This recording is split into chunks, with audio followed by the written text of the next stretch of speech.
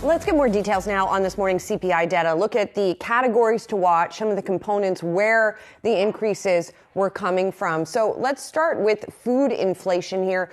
We did see slight month-over-month increases in some categories like cereals and bakery products, non-alcoholic beverages.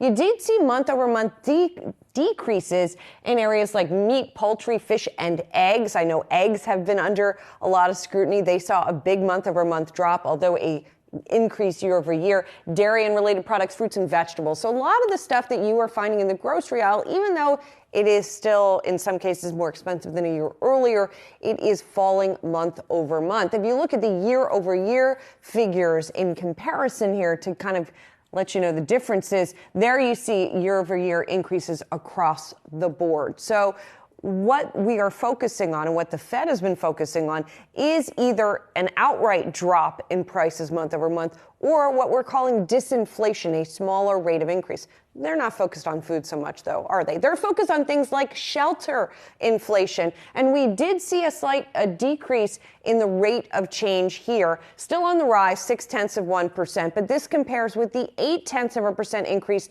that we saw in February. And then we saw some 0.7% increase month over month for the couple of months before that. Year over year, still up 8.2%. So this is still something that the Fed wants to address. We do know that housing prices do operate with more of a lag to the overall economy. The good news is on the inflation front, we did see some relief when it comes to transportation. Used cars and gasoline both seeing declines in March. Gasoline down 4.6% month over month. Used cars and trucks continuing the downward trend, 0.9%. And if you look at the year over year numbers here as well, you do see a big declines. One thing to note here, where you're talking about used cars and trucks, as I said, that's more of the trend. But when it comes to gasoline, of course, it is quite volatile. And some economists are saying we could see a bounce back from this big trough in prices. And anyway, the Fed doesn't watch it, but it does feed through to more sticky prices for other stuff.